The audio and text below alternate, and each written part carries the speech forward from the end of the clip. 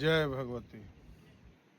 10 महाविद्या में माँ काली और माँ तारा, इन दोनों का स्वरूप एक जैसा ही होता है। कभी कभी भक्तों को पहचान में नहीं आता है कि कौन काली है और कौन तारा है, और दोनों का स्वरूप लमसम एक जैसा ही होता है। तो माँ काली का जो उपासक है और जो तारा का उपासक है, कोई भी शक्ति का उपासक है, उसको माँ तारा का भी उपासना साथ में जरूर करना चाहिए। तारा की उपासना से चेतना की जागृति होती है, उसका चेतना जागृत होता है, और वह जैसे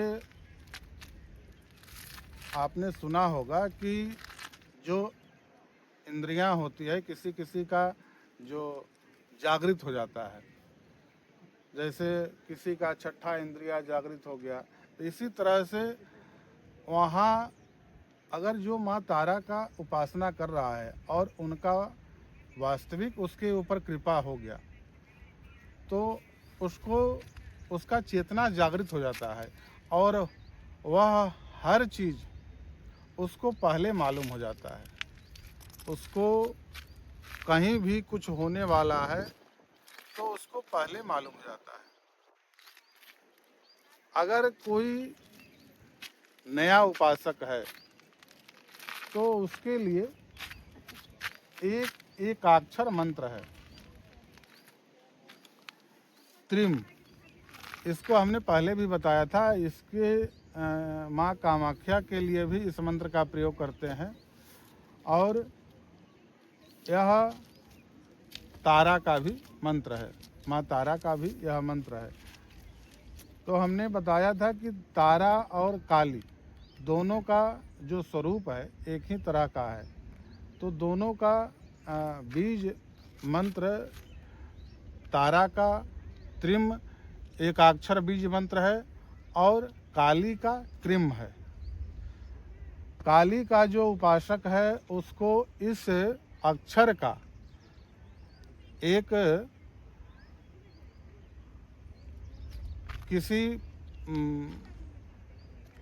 कागज पर या किसी कोई धातु पर इस अक्षर को लिख ले, और उस अक्षर के ऊपर आप अपना ध्यान उस पर करें, उसी अक्षर पर। तो उससे आपको, और इस मंत्र का जप करते हुए और ध्यान करें, तो इससे आपको जागृति जल्दी हो जाएगा। आपको समझ में आ गया होगा कि उस अक्षर को कोई कागज पर या कोई धातु पर उसको लिख लेना है और उसको अपने सामने रख लेना है, और सामने रख करके और आप इस मंत्र का आप मनः जप करते रहे, और उस अक्षर पर आपका ध्यान केंद्रित होना चाहिए। इससे आपका चेतना जल्द जागृत हो जाएगा, और आपको